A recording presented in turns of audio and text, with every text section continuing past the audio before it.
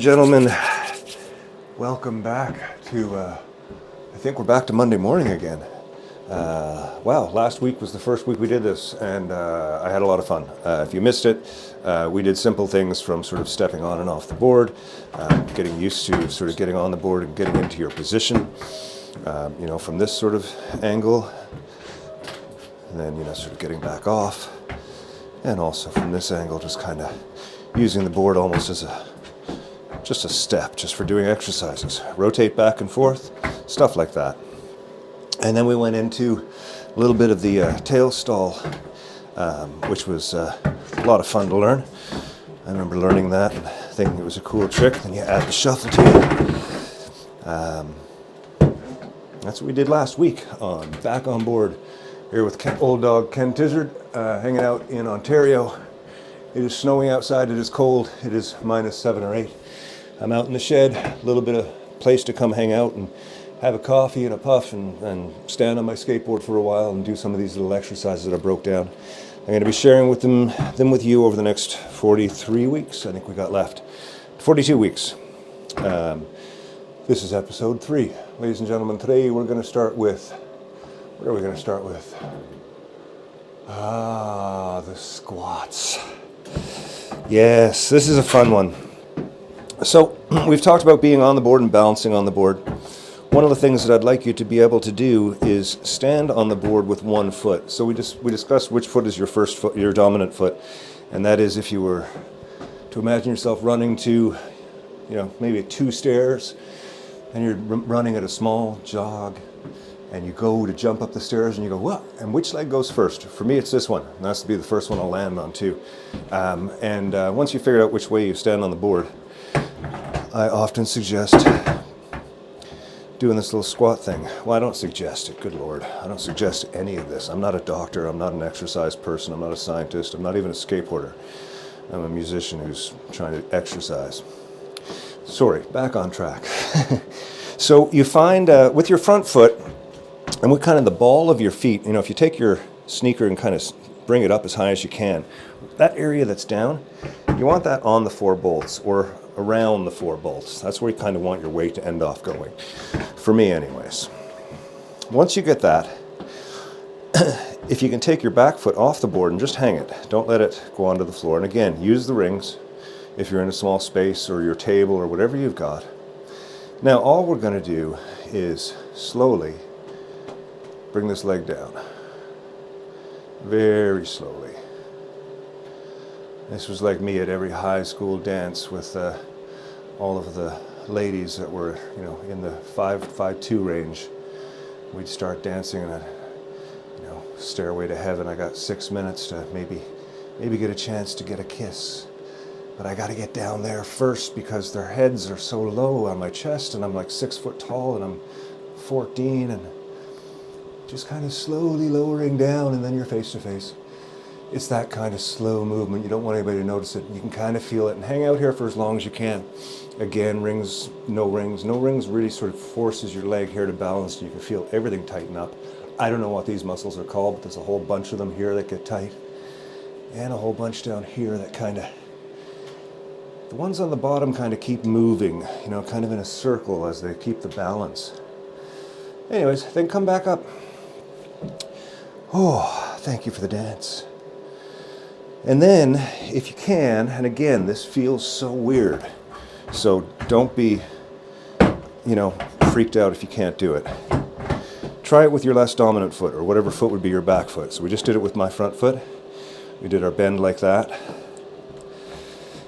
Now when you're doing this bend, like I say, if you haven't done it before, I do recommend doing it with a bench or a fence or something that you can grab onto if you need to, because as you go down here, your center of gravity, you've got all kinds of control of it.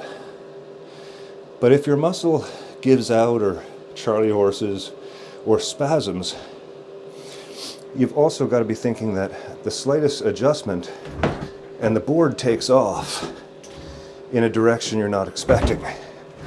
So use your other foot, your hangout foot, to make sure that if and when that happens, you got a place to go.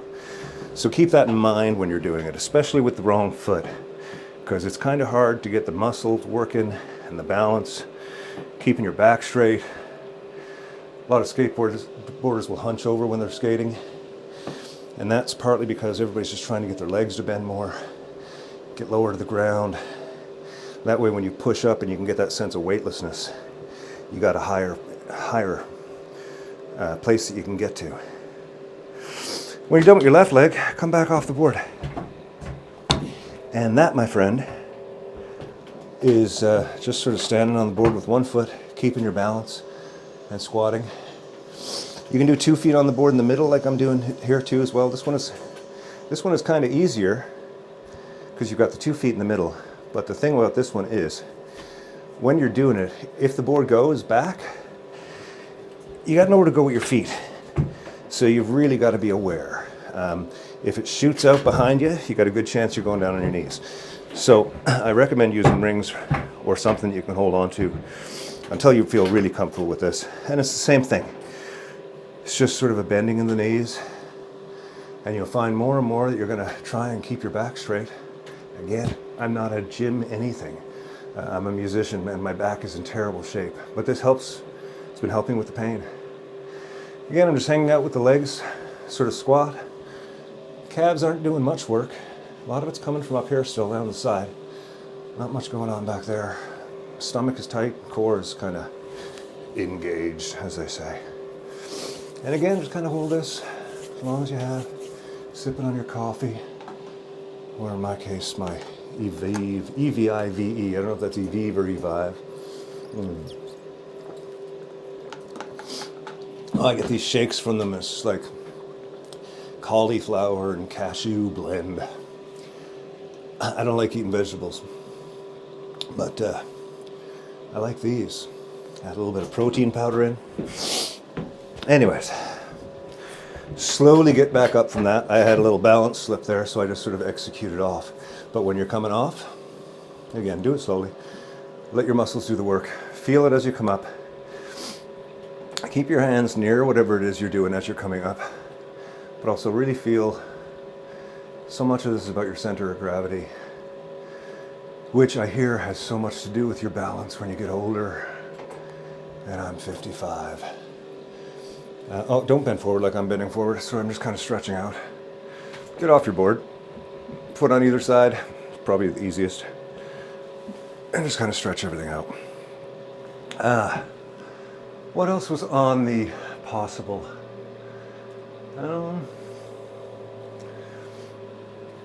One more thing we'll do today. This is another part of a fairly easy trick. Now again, I talked about the rolling of the board the other day. And you can use these are just called skate trainers. You can put them over your wheel. And what it does when you put it over the wheel is it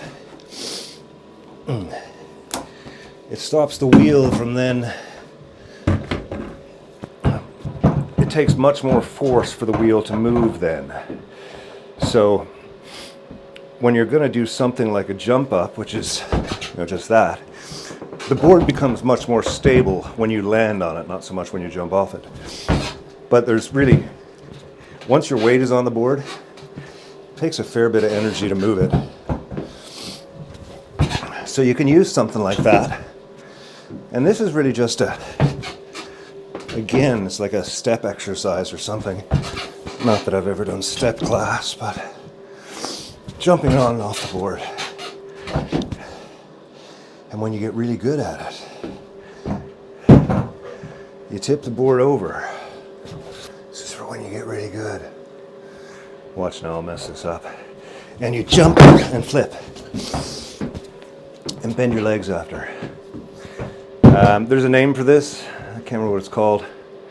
Somebody let me know what it is. It's called the jelly bean or something, or why would it be called the jelly bean? I got no idea. And these two exercises are just going to get you used to, again, doing with the rings.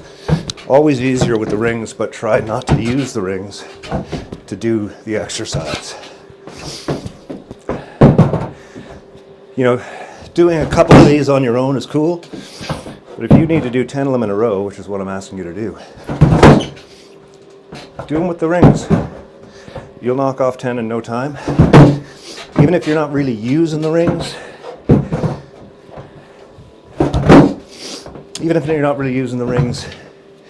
just that little bit of safety really helps.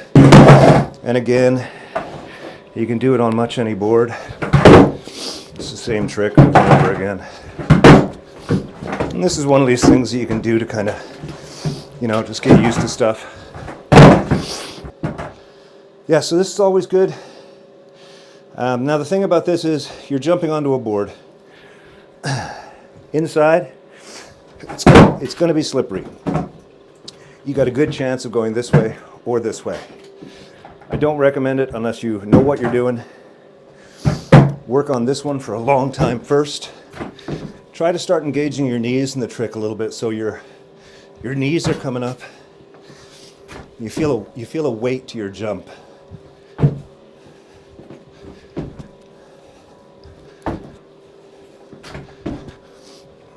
And that's kind of the exercise.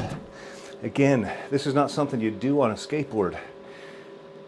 It's an element of emotion that you would use on a skateboard, but you would never do it, you know, in succession like this as part of something, because once you add the momentum of forward or backwards and the terrain you're on, everything changes and becomes about foundational skateboarding, which is balance, pushing, turning, pivots, carving, stuff like that.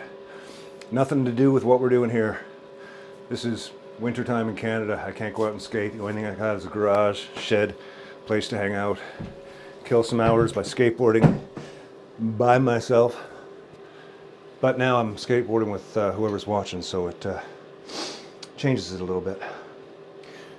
Thanks for tuning in again to Back on Board with old dog Ken Tizzard. I am Ken Tizzard, and this is my fitness journey at 55 years old. We'll see you next week. Cheers.